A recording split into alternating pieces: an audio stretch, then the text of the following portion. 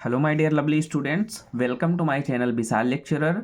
तो बच्चों, आप लोग कैसे हैं? उम्मीद करता हूं आप सब बहुत अच्छे होंगे और बोर्ड एग्जाम की तैयारी में भी जुटे होंगे। तो बच्चों, जो आपका अगला पेपर है बोर्ड एग्जाम के लिए वो मैथ है। ठीक है, मैथ का जो पेपर है बहुत ज़्यादा इम्पोर्टेंट है और ये बच्चों 2024 का जो है मॉडल पेपर है और बहुत ही इंपॉर्टेंट है। इससे बहुत सारे क्वेश्चन आपके बोर्ड एग्जाम में भी आएंगे। साथ ही आप ये भी समझ पाएंगे कि आपको बोर्ड एग्जाम में प्रश्नों को कैसे हल करना है और कैसे मैथ का पेपर आता है। ठीक है, तो यहाँ जो है बच्चों आपका पेपर कोड दिया रहेगा और यहाँ आपको अपना नाम और रोल नंबर फिल कर देना है। ये आपका मैथ पेपर है, ये 70 नंबर का आएगा, यानी आपको 70 नंबर का क्वेश्चन पेपर एक्सटर्नल हल करना है।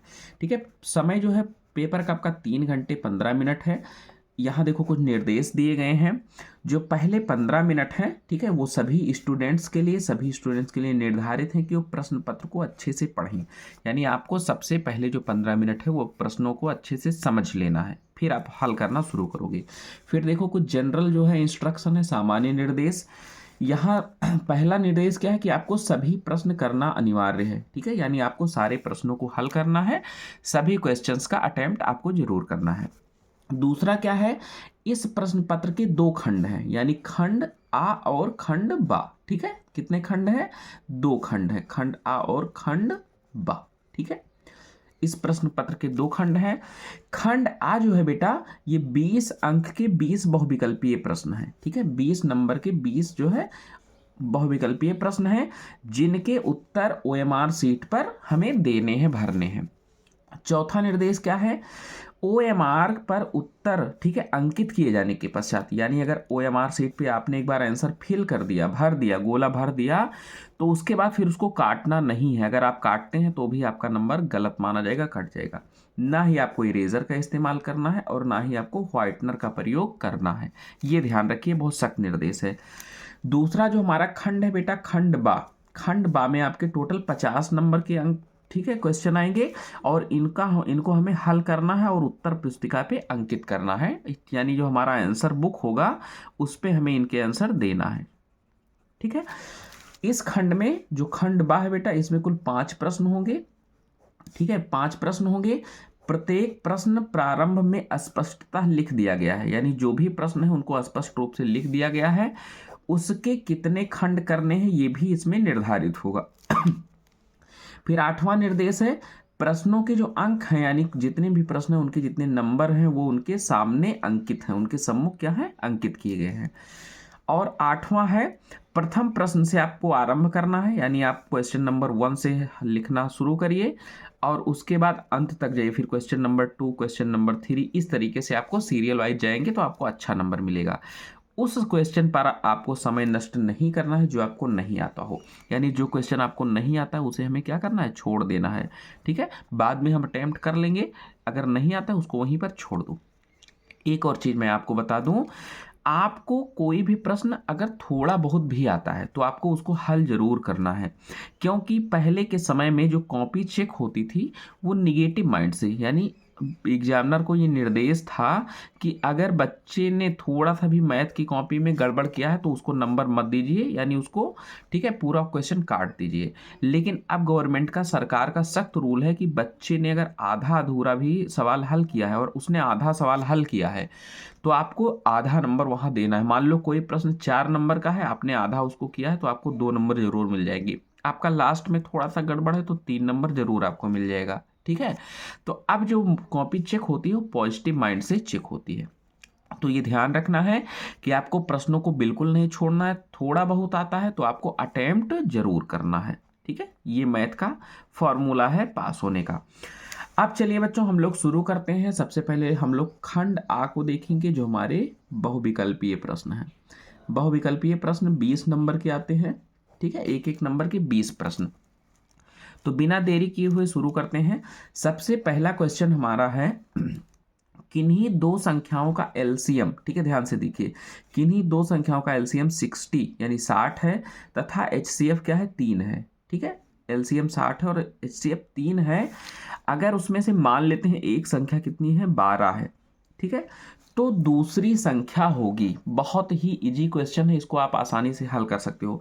दूसरी संख्या यहाँ आपका ऑप्शन नंबर 3 है, सही है, 180। ठीक है, दूसरी संख्या कितनी होगी, 180 होगी। चलिए अगला क्वेश्चन देखते हैं।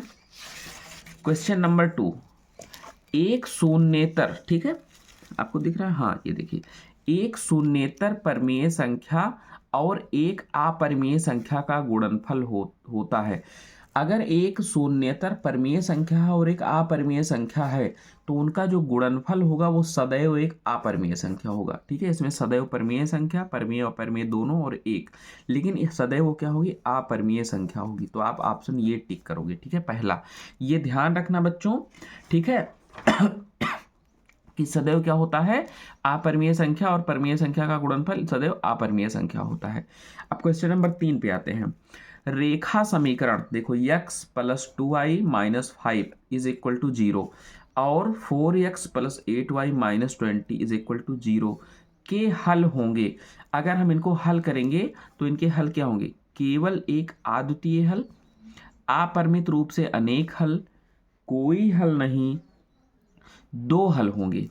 तो बच्चों इसका जो आंसर होगा अपरिमित रूप से अनेक हल होगा। ठीक है, आपका तीसरे का ऑप्शन नंबर 2 सही है।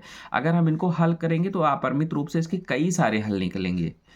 अब क्वेश्चन नंबर 4 देखते हैं। क्वेश्चन नंबर 4 क्या है, वह सबसे बड़ी संख्या जिससे 70 और 125 को विभाजित करने पर क्रमशः शेषफल 5 और 8 प्राप्त होता है। यानी कौन सी ऐसी बड़ी से बड़ी संख्या है कि अगर हम उससे 70 और 125 को विभाजित करें तो जो है आपका शेषफल 5 और 8 प्राप्त हो। ठीक है, तो चौथे का बच्चों ये सही है आपका ऑप्शन नंबर 1। आप हल कर सकते हो, 70 है, 70 को विभाजित कर दो तो ये 5 बार जाएगा। ठीक है, और यहाँ आपका शेषफल एक में 5 बचा। दूसरा 125 है, अगर इसको हल करो तो ये 8 बार जाएगा।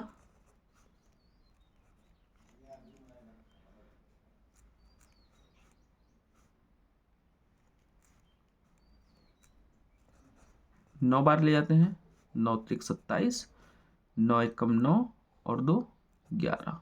ठीक है, अब इसको माइनस कर लो तो ये कितना आएगा, शेषफल आपका 8। तो देखो 5 और 8 दो शेषफल आया, तो आपका आंसर कितना है 1।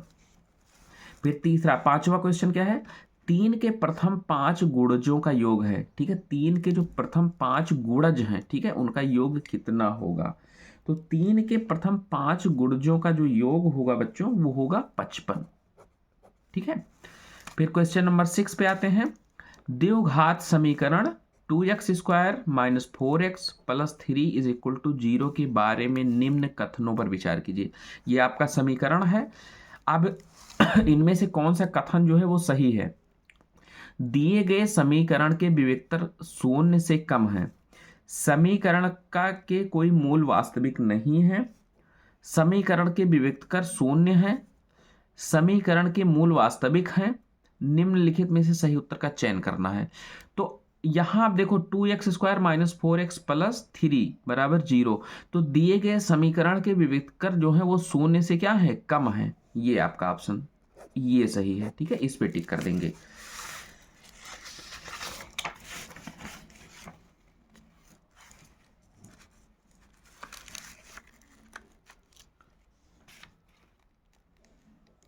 चलिए अब देखते हैं इसको।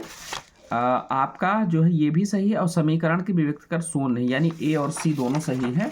तो हम ए और बी, ठीक है, समीकरण के विविक्तर जो है मूल वास्तविक नहीं, हम इस पे टिक करेंगे ए और बी। जो छठवां है उसका ए और बी होगा। 7वां क्वेश्चन देखते हैं। ए ओ बी सी एक आयत है। मान लो एक ऐसे आयत बना लो, ए ओ बी सी एक आयत है जिनके 3 शीर्ष ए, ठीक है, 0 और 3, ओ 0 3, बी 5 और 0 है, तो इसका विकर्ण होगा। ठीक है, विकर्ण, इसका विकर्ण पूछ रहा है क्या होगा। ठीक है, तो आपका जो आंसर होगा बच्चों इसका विकर्ण होगा 3। इस पे टिक कर देंगे। क्वेश्चन नंबर 8 देखते हैं। क्वेश्चन नंबर 8 है, यदि समीकरण x² + kx - 5/4 यानी 5/4 = 0 का एक मूल 1/2 है तो k का मान होगा। ठीक है, एक मूल कितना, 1/2 है, तो k का मान कितना होगा। तो इसमें जो है आपका 8वां जो क्वेश्चन है, ठीक है, 8वां इसमें जो है k का मान होगा 2। ये आपका आंसर पहला सही है। 1/x की जगह 1/2 को रख लो, ये सवाल हल हो जाएगा। अगर मान लो कोई आपको दिक्कत होती है तो आप मुझे कमेंट कीजिए, मैं आपको एक एक क्वेश्चन हल करके भी बताऊंगा। क्वेश्चन नंबर 9 देखते हैं। दो त्रिभुज समरूप होते हैं, दो त्रिभुज समरूप होते हैं यदि इनके संगत कोण बराबर हों, इनकी संगत भुजाएं एक ही अनुपात में यानी समानुपाती हों, उपयुक्त दोनों इनमें से कोई नहीं।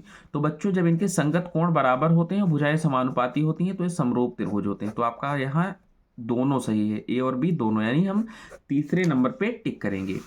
आप क्वेश्चन नंबर 10 पे आते हैं। 10वां क्वेश्चन है यदि एक समकोण त्रिभुज ए बी सी, समकोण त्रिभुज है, ठीक है, समकोण त्रिभुज ये है ए बी और सी, तो सी बराबर कितना है 90 डिग्री, यहां दिया गया है सी बराबर 90 डिग्री, तो इसको सी कर लो, इसको बी कर लो।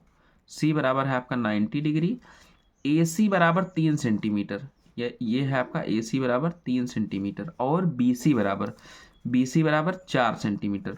तो बिंदु से सी से जाने वाली माध्यिका की माप कीजिए, ठीक है। तो बिंदु सी से जाने वाली जो माध्यिका होगी उसकी माप कीजिए, तो उसकी माप होगी बच्चों 2.5 सेंटीमीटर। ये आपका ऑप्शन ए करेक्ट है और इस पर टिक कर देंगे। चलो अगला क्वेश्चन देखते हैं। क्वेश्चन नंबर 11 है यदि sine theta minus cos theta बराबर 1, तो साइन, ठीक है, sine power 4 theta plus cos power 4 theta का मान होगा अगर sine theta minus cos theta बराबर 1 है तो, ठीक है। तो इसका आंसर होगा बच्चों 3/4 11वां। इसको हल कर लीजिए, ये निकल आएगा। क्वेश्चन नंबर 12 देखते हैं। साइन 2a बराबर 2 साइन ए, साइन 2a बराबर 2 साइन ए तब सत्य होता है जबकि a बराबर है, ठीक है, तब सत्य होता है जबकि a क्या है, बराबर है। तो पहला है 0 डिग्री पे, 30 डिग्री पे, 45 डिग्री, 60 डिग्री, तो आपका ऑप्शन नंबर 4 है 60 डिग्री पे। और जो सही आंसर है हमें उन्हीं को OMR शीट में फिल करना है, ऐसे जो सही आंसर उनको टिक करके OMR शीट में फिल कर देना है। अगला क्वेश्चन देखते हैं। यदि 4 tan थीटा बराबर 3, यानी 4 tan थीटा बराबर 3 है, तो 4 sign theta minus cos theta और 4 sine theta plus cos theta बराबर हैं, ठीक है। इसको सिद्ध करना है। बराबर है, किसके बराबर है, 2/3 के, 1/3 के, 1/2 के, 3/4 के। तो 13 का बच्चों ऑप्शन नंबर 2 सही है, 1/3 के बराबर है, ठीक है। ये 1/3 के बराबर है। अगला क्वेश्चन नंबर 14 है sec A plus tan a into 1 minus sine A का मान होगा, ठीक है। Sec A plus tan a into क्या है 1 माइनस साइन ए का मान क्या होगा, सेक ए, साइन ए, कॉसेक ए और कॉस ए। तो बच्चों जब इसको हम हल करेंगे तो इसका मान होगा साइन ए। आपका ऑप्शन नंबर 2 सही है और इस पे टिक कर देंगे। चलो अगला क्वेश्चन देखते हैं। Question number 15। यदि त्रिज्या 7 सेंटीमीटर वाले एक वृत्त के त्रिज्यखंड का कोण 60 डिग्री है, 7 सेंटीमीटर वाले, ठीक है, 7 सेंटीमीटर वाले एक वृत्त के का एक जो त्रिज्यखंड है उसका कोण 60 डिग्री है, तो त्रिज्यखंड का क्षेत्रफल है, पहला है πr² थीटा बटा 360, दूसरा है πr² थीटा बटा, ठीक है, 180 डिग्री, तीसरा है πr थीटा बटा 360 डिग्री 2πr, और चौथा है 2πr थीटा बटा 180 डिग्री। तो आपका बच्चों क्वेश्चन नंबर 15 का है, ये आंसर सही होगा πr² थीटा बटा 180, ये आपका ऑप्शन सही है। अगला क्वेश्चन देखते हैं। Question number 16। एक सुराही निम्नलिखित का संयोजन है, जो एक सुराही है वो किसका संयोजन है, एक गोला और एक बेलन का, एक अर्धगोला एक बेलन का, 2 अर्धगोले, एक बेलन और एक शंकु का। तो बच्चों अगर आपने सुराही देखा हो, ठीक है, तो ये जो है सुराही जो होती है वो एक बेलन और एक शंकु का जो है एक बेलन और एक शंकु का जो है वो संयोजन होता है। ये आपका ऑप्शन चौथा सही है। चलिए नेक्स्ट क्वेश्चन देखते हैं। Question number 17। 1 से 10 तक की धनात्मक विषम संख्याओं का माध्य होगा, 1 से 10 तक की धनात्मक विषम संख्याओं, ठीक है। तो धनात्मक विषम संख्या पूछ रहा है, तो 1, 3, 5, 7 और 9। ठीक है, अब इनका माध्य होगा, तो इनका माध्य कितनी संख्या, 1, 2, 3, 4, 5, इनको जोड़ लो तो 9, 7, 16, 16 और 5, 16, 5, 21, 3, 24 और 1, 25, 25 का 5 से डिवाइड कर दो तो कितना आंसर आएगा, 5। ठीक है, तो इसका माध्य कितना होगा, 5। तो आपका चौथा ऑप्शन सही है, इस पर टिक कर देंगे। फिर 18 नंबर क्वेश्चन है, आंकड़ों 13, 15, 16, 17, 19, 20 की माध्यिका होगी। 13, 15, 16, 17, 19, 20 की माध्यिका कितनी होगी। तो बच्चों इसका अब जो माध्यिका होगा वो होगा 30/2। आपका ऑप्शन पहला सही, माध्यिका आप आसानी से निकाल सकते हो। फिर प्रश्न संख्या 19 है, यदि कुछ प्रेक्षणों का माध्य 27 तथा बहुलक 45 है, कुछ प्रेक्षणों का माध्य 27 और बहुलक 45 है, तब माध्यिका होगी। ठीक है, तब माध्यिका कितनी होगी। तो प्रेक्षणों का माध्य कितना है, 27 है, और बहुलक कितना है, 45 है, तो उसकी माध्यिका बच्चों होगी 33। ये आपका ऑप्शन नंबर 2 करेक्ट है और इस पर टिक कर देंगे। अब लास्ट क्वेश्चन देखते हैं बहुविकल्पीय का, 20 नंबर। जब एक पासे को फेंका जाता है तो 3 से छोटी एक विषम संख्या आने की प्रायिकता है। ठीक है, 3 से छोटी एक विषम संख्या आने की प्रायिकता कितनी है। तो बच्चों 1/6, 1/3, 1/2, 0। तो आपका ऑप्शन नंबर 2 है, उसकी प्रायिकता निकलेगी 1/3। ठीक है, तो ये आपका आंसर सही हुआ। तो इस तरीके से हम देख सकते हैं कि हमारा जो 20 नंबर का बहुविकल्पीय क्वेश्चन है वो हमें टिक करना है बोर्ड एग्जाम में, और हम इसको टिक करने के बाद OMR शीट पे फिल करेंगे।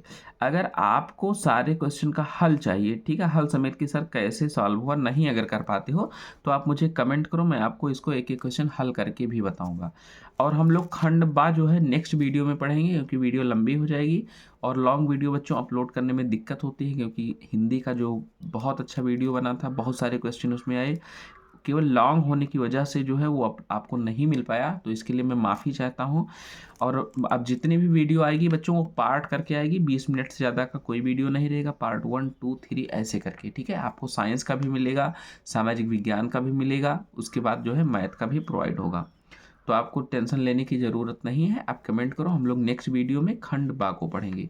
तो हम लोग मिलते हैं नेक्स्ट वीडियो में, तब तक के लिए जय हिंद। हाँ, लेकिन उससे पहले वीडियो को लाइक कर दो, चैनल पे नए हो तो सब्सक्राइब कर दो, वीडियो को ज़्यादा से ज़्यादा शेयर भी करो और बेल आइकन को प्रेस कर दो, ताकि आपको मैं जैसे ही वीडियो अपलोड करूँ तो आपको तुरंत नोटिफिकेशन मिल जाए और आप आसानी से वीडियो देख सकें। तो मिलते हैं हम लोग नेक्स्ट वीडियो में, तब तक के लिए जय हिंद।